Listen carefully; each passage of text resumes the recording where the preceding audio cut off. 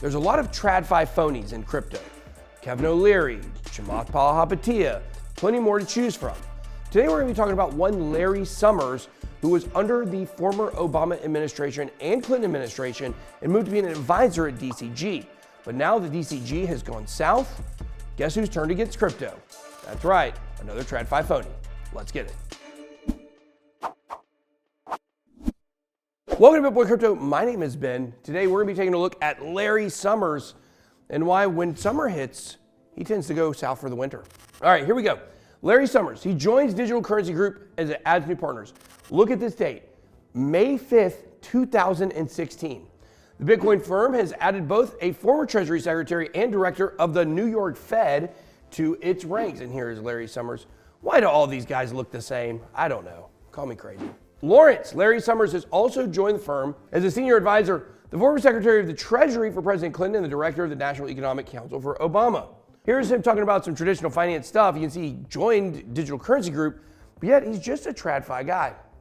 And I think we do have to achieve some meaningful amount of disinflation. So I've said that I'd be surprised if we get to the 6%, get to the 2% inflation target without an unemployment rate that approaches or exceeds 6%. And I've said it before, I think the Fed's most recent judgment that they're going to get back to target with an unemployment rate that stays at 4.1% is certainly a possible outcome, but how that could be regarded as a most probable outcome. The point is, they just give the traditional talking points. He says exactly what Jerome Powell is saying. It's almost like they're aligned. It's almost like there's a secret Telegram group that all these guys are in to make sure they rehearse their lines about unemployment and about raising the rates so that everybody's on board. But yet Larry Summers has been working for Digital Currency Group, and there's quite a conspiracy here. U.S. Feds probe Digital Currency Group financial transfers to Genesis. Of course, you guys know Genesis and Digital Currency Group are one and the same. Of course, given the money to start these companies from the CCP. That is confirmed. Li Ka-shing, Hong Kong tycoon, gave Barry Silbert $15 million to start the entire company with back, I believe, in 2012.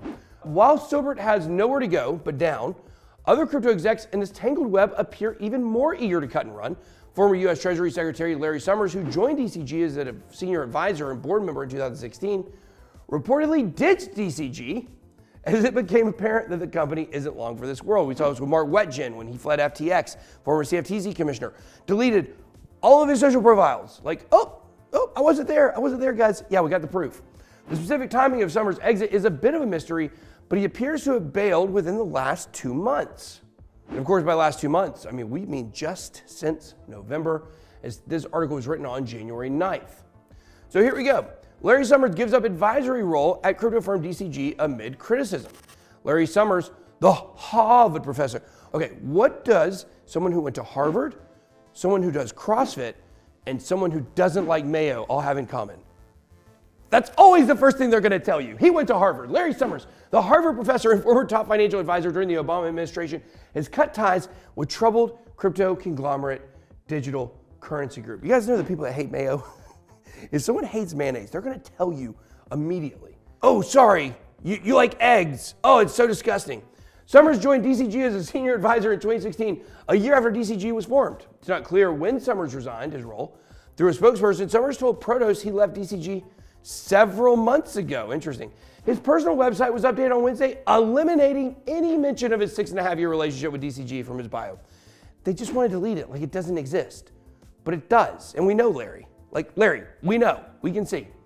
All right, moving on here. Summers has previously faced criticism for his role at DCG, most recently due to his comments about Sam Bankman-Fried's crypto exchange FTX.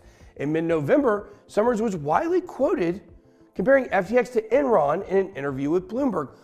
Well, that's interesting, because Digital Currency Group and Genesis worked very closely with Sam Bankman-Fried and FTX. And guess what? They're all doing the same thing. That's why DCG is about to go insolvent. So if he's going to compare FTX to Enron, then he should be comparing himself to Tyco or to Pets.com or something like that. Pets.com, not nearly as bad as those other companies, of course. Following the interview, influential Washington watchdog group, the Revolving Door Project, said that Summers and Bloomberg should have disclosed to top economists' own ties to crypto companies, including DCG. Remember what I told you the other day about economists? Remember? DCG's own ties to FTX weren't disclosed either. Genesis, the DCG subsidiary, was a major trading partner with FTX. Enron, your major trading partner with Enron. That's what you're saying. But let's pretend it didn't exist. And had as much as $175 million of its assets stuck at the now bankrupt crypto exchange. When unraveled, DCG also had a small equity investment in FTX. But there's more. Winklevi and Summers go way back. Cameron Winklevoss and his twin Tyler have some history with Summers as well. Summers was president of Harvard University when the brothers had their well-publicized battle with Mark Zuckerberg over the founding of Facebook. So he was the president at that point. Man, I tell you what, all those people who went to Harvard, the president of Harvard, it's got to be the biggest douche in the entire world. No offense to the current president of Harvard. I'm just kidding. You're definitely a douche. All right, Revolving Door Project. New. Larry Summers advised the crypto conglomerate DCG for 6 years. Now its trading desk has been publicly accused of fraud and is under DOJ and SEC investigation. Summers quietly left DCG a few months ago. Is anyone going to ask him about this? And this is what these traditional finance guys do. They come in, they wreak havoc, they're involved in any scam that's going on. They're just as involved as anybody else, and then poof, they disappear. Who will ask Larry Summers about his crypto shenanigans? Well, let's check this out and find out. Considering how much of the financial press eagerly solicits Summers' take on every imaginable economics topic, it's bizarre that no reporters have gotten his thoughts about his involvement in this crumbling company. Guys, why do people not ask questions? I don't understand. If you get the person in front of you that has the answers, why do you not ask the questions? That's why mainstream media is dead. Is anyone going to ask the former Treasury Secretary why he worked for years with a possible fraudster? What did he know and when did he know it? If Winklevoss's assertions prove true, how was the former Treasury Secretary fooled by Silberts' scheme, which seems to have been pretty obvious self-dealing? How much due diligence does Summers conduct before sharing his name, status as former Treasury Secretary, and time with a corporation as a former board advisor? This would be like if Janet Yellen was working for DCG amid all this chaos, and don't put that beneath her either. By all appearances, Summers is dancing the same dance with crypto as he did in the 90s and 2000s with traditional finance. Preach the gospel of innovation while the music plays, then change into a sober-minded skeptic when the music stops. Sure, everyday people lose their life savings in the bubble while he's feeding it, but the important thing to Summers is that his reputation remains intact. Well, we're gonna make sure that it doesn't. We're gonna make sure people know who this guy is. So now when you hear Larry Summers, you should think digital currency group fraudster.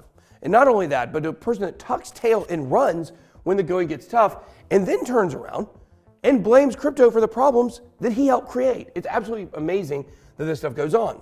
Speaking of amazing this stuff goes on, what about this? A connection to Jeffrey Epstein.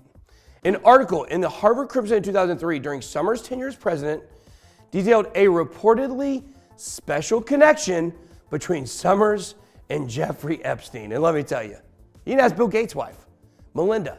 Melinda, what happens when someone has a special relationship with Jeffrey Epstein? We all know what's going on. So Larry Summers, I don't know how many summers he may have spent talking to Jeffrey Epstein and maybe going to Epstein Island. I don't know. I can't tell you for sure. But I do know the winter is coming for your reputation. You're a fraudster. That's all I got. Be blessed. BitBoy out.